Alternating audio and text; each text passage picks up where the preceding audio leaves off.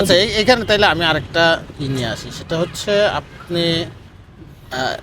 আপনাকে অনেকে ইসলামী ফেমিনিস্ট বলেন, এবং ইসলামী ফেমিনিজম যেটা, ইসলামী ফেমিনিজমে এটা তো আসলে নারীদের পক্ষ থেকে যেটা আসে এটা একরকম, মানে আমাদের যে সনাতন ধর্মীয় মহলে যেটা আছে, ট্র্যাডিশনাল মহলে সেটা। তো নতুন যে ইসলামী ফেমিনিজম একটা আসছে মডার্ন ওয়েতে, সেই তো আপনাকে অ্যাজ এ আলেম, তো আপনার এটা আসলে কেমন মনে হয়, এটা আপনার সঙ্গে যায় কি? এখন এটা কারা বলে?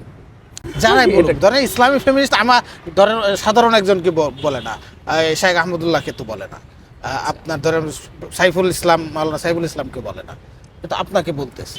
না, এখানে ব্যাপারটা হলো যে আগে জানতে হবে যে কারা বলে। আচ্ছা। মানে তাহলে আমরা বুঝতে পারবো যে ধরেন যদি সেকুলাররা বলে হ্যাঁ। সেটা একরকম, আচ্ছা। আর যদি আমাদের কওমি ঘরানার হুজুরা বলে সেটা একরকম, হ্যাঁ। আবার যদি আলিয়া ঘরানার হুজুরা বলে সেটা আবার একটু অন্যরকম, আবার যদি ধরেন সাধারণ দিনদাররা বলে তাবলিগি বা সাধারণ, তাহলে সেটা আবার অন্যরকম। তো ব্যাপার হলো যে আমি আসলে কতটুকু কি করছি, মানে আমার তো ফেমিনিজম নিয়ে আমার খুব বেশি কাজ বা এরকম কিছুই নাই, বা নারীদের অধিকার না, রক্ষা সেটা নাই, কিন্তু আপনি সোশ্যাল মিডিয়ার মধ্যে যেভাবে নাকি আপনি ফেমিনিজম বলতে ইসলাম, নারীকে আপনি যেভাবে রিপ্রেজেন্ট করেন ইসলামের মধ্যে, মানে আপনি যেটা করেন সেটা ইসলামের মধ্যে নারীকে যেভাবে রিপ্রেজেন্ট করেন, মডার্ন যেসব সমস্যা বলি হয়, তালাক বলেন, বিয়ে বলেন, এরপরে ঘর সংসার এগুলো বলেন, বা কর্মক্ষেত্রে নারী কীভাবেই হবে, এই যে যাবতীয় ওয়েতে, যে ওয়েতে আপনি এটা সলিউশন দেন, সেইটা আসলে আমাদের যে ট্রেডিশনাল যে মুসলিম যে সমাজ, তার চেয়ে ভিন্ন হয়। আচ্ছা, এইটা তার চেয়ে ভিন্ন হওয়ার একটা বড় কারণ হলো ইসলাম তো আসলে এই সময়ে আসা কোনো ধর্ম না।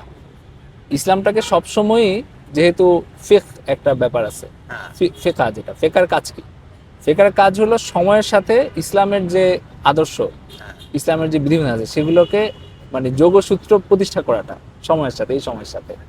তো এখনকার যে সময়, এই সময় তো ইসলাম আসে নাই, ইসলাম মানে সময়টা তো ক্রমাগত একটা পরিবর্তনের মধ্যে দিয়ে যাচ্ছে, এবং মানুষের জীবনযাত্রা পরিবর্তন হচ্ছে, নারীরা অনেক বেশি কর্মক্ষেত্রে আসছে আগের তুলনায়, আমাদের দেশের আগের তুলনায়। তো আমাদের দেশে একটা সময় পরাধীন ছিল মানুষ, আমরা আর্থিকভাবে খুব দরিদ্র ছিলাম, সেখান থেকে আমাদের অবস্থা ধীরে ধীরে ভালো হচ্ছে, নারীদের জীবনমানও ভালো হচ্ছে, পুরুষদের জীবনমানও ভালো হচ্ছে।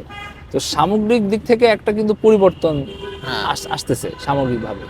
তো এই পরিবর্তনটাকে তো আপনার ইসলামের আলোকে ব্যাখ্যা করতে হবে। এখন আপনার কর্মক্ষেত্রে আপনার হলো আমাদের দেশের ধরেন 20% নারী তো আছে, হ্যাঁ, মোটামুটি।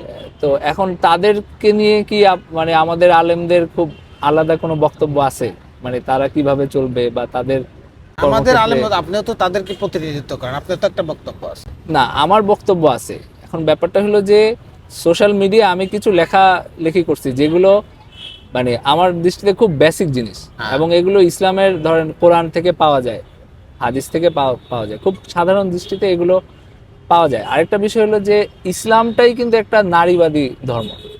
আচ্ছা, ইসলাম একটা নারীবাদী, ইসলামের আপনি বর্তমান নারীবাদ না, মানে আমি যে বলি নারী পক্ষের ধর্ম, নারী বান্ধব ধর্ম। যখন ইসলাম দুনিয়াতে আসছে তখন কিন্তু ইসলামের একটা মূল এজেন্ডা ছিল নারীকে সম্মান দেওয়া। আপনি যদি এটা বিচার করেন যে ইসলাম দুনিয়াতে কি কি পরিবর্তন নিয়ে আসছে, এর মধ্যে একটা প্রধান পরিবর্তন ছিল নারীদেরকে সম্মানিত করা। ইসলামের আগে সারা দুনিয়ায় নারীরা যেরকম অবহেলিত ছিল বা যেরকম একটা মর্যাদাহীন অবস্থায় ছিল, ইসলাম এসে কিন্তু তাদেরকে সব দিক থেকে মর্যাদা দিছে, তাদেরকে সম্পদের ক্ষেত্রে মালিকানা দিছে, তাদেরকে মোহরের মালিক। ইসলামের আগে মোহরের মালিক হয়তো মেয়ের বাপ বা ভাই, আবার হলো আপনার পৈতৃক সম্পত্তিতেও তাদের কোনো ভাগ ছিল না, এবং মানুষ মনে করতো যে মেয়ে সন্তান হওয়ার চেয়ে না হওয়াই ভালো। তো ইসলাম এসে কিন্তু হ্যাঁ, এই ইসলাম এসে কিন্তু এই সামগ্রিক অবস্থায় একটা পরিবর্তন আছে। তার মানে আমরা যদি ইসলামের মাকাসিদগুলো দেখি, যে ইসলাম যে আসছে এটার মূল এজেন্ডাগুলো কি, তো এজেন্ডাগুলোর মধ্যে আপনার অবশ্যই একটা রাখতে হবে, প্রথম 10টার মধ্যে একটা রাখতে হবে যে নারীদেরকে মানে তাদের সম্মান প্রতিষ্ঠা করা, তাদের যেহেতু তারা মানে পুরুষের থেকে শারীরিকভাবে তারা হলো একটা দুর্বল অবস্থায় থাকে, তো যেহেতু দুর্বল অবস্থায় থাকে তার মানে আইন কানুনের মাধ্যমে তাদের অধিকার প্রতিষ্ঠা করতে হবে। হ্যাঁ। আর পুরুষের অধিকার তো পুরুষ তার শারীরিক বলের মাধ্যমে প্রতিষ্ঠা করে। আচ্ছা। এই কারণে কিন্তু আপনি কোরআনে দেখবেন যে পুরুষের অধিকারের কথা ধরেন 2-3টা আয়াতে আছে, আর নারীদের অধিকারের কথা কিন্তু অনেক। আয়াতের পর আয়াতে আছে, বহু আয়াতে আছে। কারণ যে দুর্বল তার অধিকার প্রতিষ্ঠা করার প্রয়োজন বেশি।